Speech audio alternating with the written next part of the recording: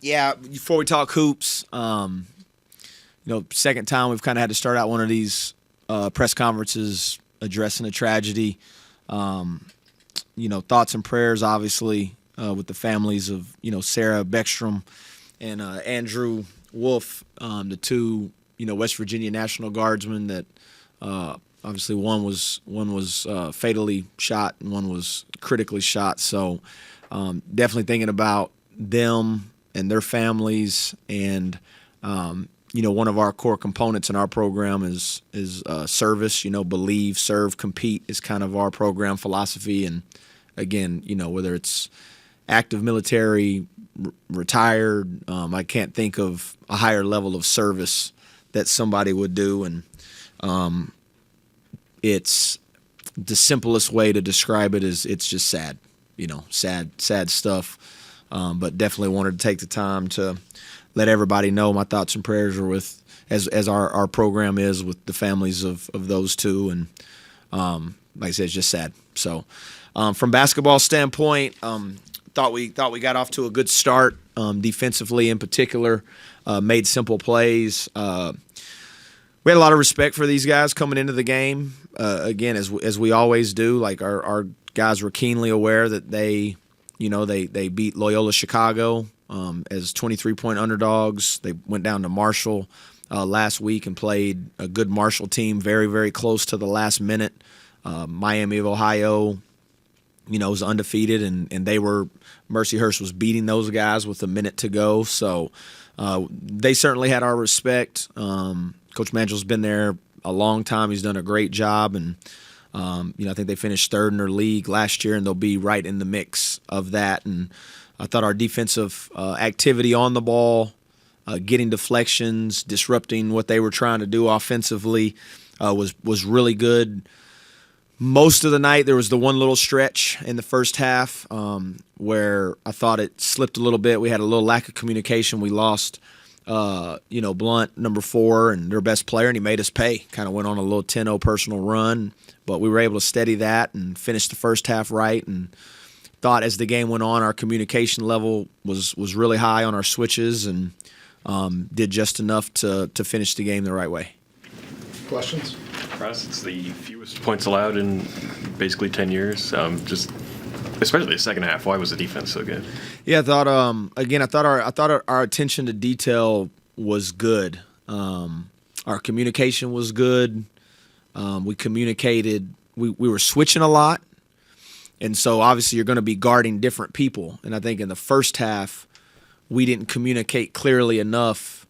If I was switching off a driver, maybe now I'm switching on to a shooter, and we lost those guys. And I thought as the game went on, we did a better job of communicating that clearly, and they run really good actions and put you in some difficult situations that we were able to kind of switch everything and level them off and kept the ball out of the paint, and did a good job on 11.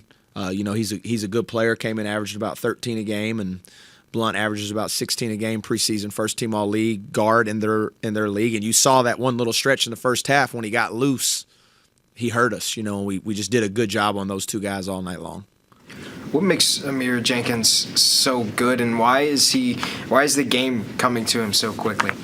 Well, he's a good listener. We've talked about that before. Like, he listens to instruction, and then he has the maturity and the ability to process what he's being asked to do and then go do it. So that starts with that. He's got an incredible work ethic. He's always in the gym, as most of our guys are, and he likes to compete, and he's getting more comfortable. Again, you're talking about a guy that was not here for the summer, and then, got here and kind of got crash coursed in the fall, and he's a good player, man, and he's got a great heart. He plays to win. He's a competitor, and I think you'll just continue to see him getting better and better. Was it a luxury to have a week of practice after you crammed 7 games into 20 days? Yeah, we needed it, and we needed it for a myriad of reasons, and when Jackson got hurt in the summer, And then, and even in the month of September, we were disjointed. You didn't have Jackson. Harlan missed significant time in September with a hamstring issue, probably about a month. Kept him out. Morris was out about 3 weeks. And so you kind of had this revolving door of people that were in and out from a health standpoint, and what it did was it cut your ability to practice short. And then you play those first 5 games without Chance, and you know you're not going to have Chance and Jackson, so you have 8 players in your rotation. Well, that limits what you can do in practice too, because the last thing you could do at that point is somebody step on an ankle or jam a finger. Now you don't even have enough guys to go play games. And so what it really did more than anything, it allowed us to have like some competitive practices against ourselves. And that's what we did that first Tuesday and Wednesday. We just spent a lot of time playing the game itself against ourselves. Because you get in scout mode where you're just literally preparing for teams you're playing in a short condensed, and you don't get to play the game as much as you want to play. And so we got to play more than we had, and then got back kind of in your normal prep mode Friday and Saturday. So it was nice to have everybody out there and nice to be able to practice. Defensively, this was obviously an improvement over the 2 games in Charleston. Is there a little bit that you got to take into account of the opponent, their size, obviously was something that gave you some trouble down there?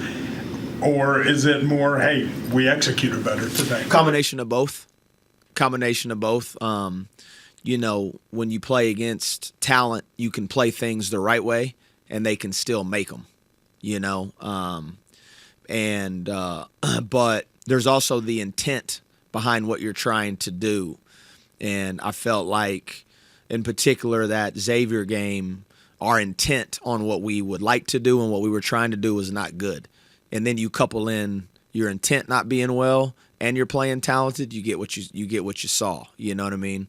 But I thought our attention to detail was good tonight, and we just got to continue to getting better and improving, and still a lot of ways to improve even from today. What'd you make of Jackson's debut? How do you think he did today? Yeah, I mean, I thought he was good. Again, he has a very good voice out there, and a lot of time your forwards are kind of your middle linebackers of your defense because they're at the back of it, so they can see everything that's going on, and they're usually the one communicating ball screen coverages. So he has a very good voice. I thought he finished well around the basket for not playing a game, and then missed a lot of time as it was, but stepped up there, made 3 free throws, gives you some versatility. He's another good rebounder, and yeah, I mean, I thought for his first time out, it was pretty good. Is he gonna have to ramp back up, or is he like 100% good to go? Well, he's 100% physically, and we're always gonna be. We're never going to put anybody out there that's not 100%, ready to go. And so he probably, we probably could have tried to squeeze him in maybe in Charleston, but we wanted to be sure, and we wanted to give him this full week to practice. And so he's just the conditioning and getting his rhythm back. That'll take a little time. But as far as his health, there's no kind of, minute restrictions or anything other than just the flow of the game. Coach, with the Chance leading you guys in scoring tonight, that's 7 different leading scorers in 8 games. Do you have any idea going into a game like who your go-to guy is going to be? And are there pluses and minuses? Yeah. I think a lot of it is going to be what are people trying to take away from you. And you can't always allow that to happen. You got to find ways to get Honor going and get them some looks. But again, in the first half, they did some box and 1 and they did some triangle and 2 for the first time. No one had done that to us. But then you open up the paint production and Amir and Chance getting downhill. So some of it is, I think, the good of it is it's an unselfish group that's committing to making the right play, understanding that the right play may not always involve them shooting and scoring. I think where we've got to continue to get better, and I think we can get better, is just getting more consistent production from everybody on the same night. And, and you're not always going to have everybody playing great on the same night, but if you can just get a little more consistency across the board, then I think you can really start seeing, you can start seeing just the evolution of an offense and a little more flow and a little more comfort out there. But I think it's just, to answer your question, yeah, there's good and bad to it. I think the good of it is that you have multiple guys that can score and have the willingness and the capability. And then the negative would be just more consistency from individuals on a night-in basis. So when you're going into a game, you can game plan as a coach of like, okay, we can take advantage of this. Ross, is Tayson starting to figure the offense out? Because obviously he was good against Xavier, and then it seemed like a lot of that carried over into this.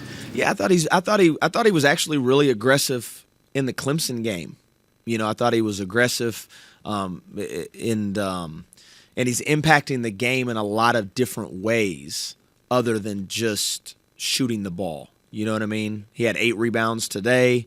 There hasn't been one game that we've played where I've looked out there and I thought physically he was getting overwhelmed by the game. Even in the Clemson game, they were very physical, but he's sticking his nose in there. He's rebounding. He's being aggressive.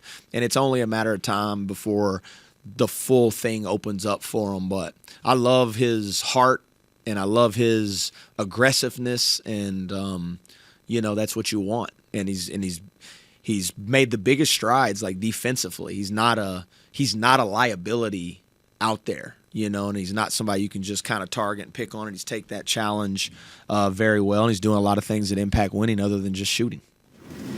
Coach, I'm not sure if I'll be able to communicate this the right way or not, but so with adding Chance and Jackson, once they kind of get more accustomed and everything, and I mean, you really essentially have 10 guys now who you could make an argument for 20 minutes a game, 18 or whatever. Yeah. That's really kind of unique in the sense where, if a team says, okay, you go 8 deep, well, the first 2 guys off the bench probably play 15 minutes, and the third, it's not like this. I mean, it's one thing to have options.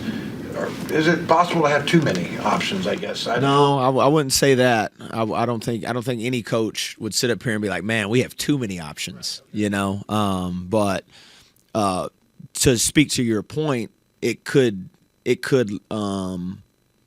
lengthen and elongate the amount of time before we're really at our best.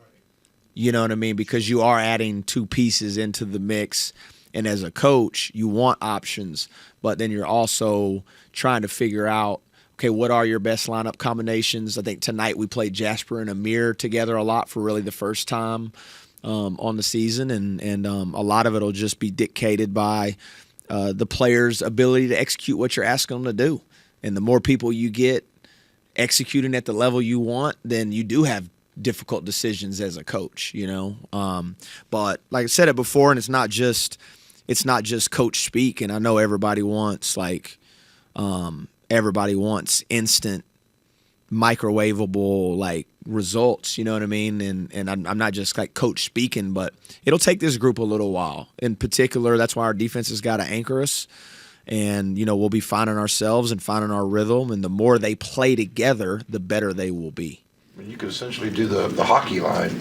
Yeah, we ain't doing that, but you could, and I definitely trust those 10 guys, and they've all came through in their own way and in some pretty big moments, and so it's just about kind of finding the comfort, and they got such great hearts. They pull for each other, and just got to continue to get better. The rebound battle has been something you spoke about throughout this entire season, but 14 offensive rebounds for the team, 16 second chance points, 44 total. How was the effort today? Is this a good building block for what you want for the rest of the way, or is there a little bit more to improve on? Yeah, well, there's always more to improve on. We did really challenge our guys, and I think that's where, to some of you guys, conversations about the forward depth, when you get Chance and Jackson back, what it does as a coach, it also allows you to hold people more accountable to going to offensive rebound, and there's been times throughout this year we haven't been a great offensive rebounding. Now we flipped the switch early and we have become a very good defensive rebounding team. I think coming into this game we may have been second in the country defensive rebounding percentage, but we had been poor rebounding the ball offensively, and I think some of that was the fatigue factor of having to play Belo, Harlan, DJ too many minutes, and you can keep them a little fresher and you can demand them go to the glass a little bit more, and that's an area we have identified throughout the course of this week, and we've got to do a better job of holding our guys accountable and getting them going when they're supposed to go. Anything else? Coach, thank you.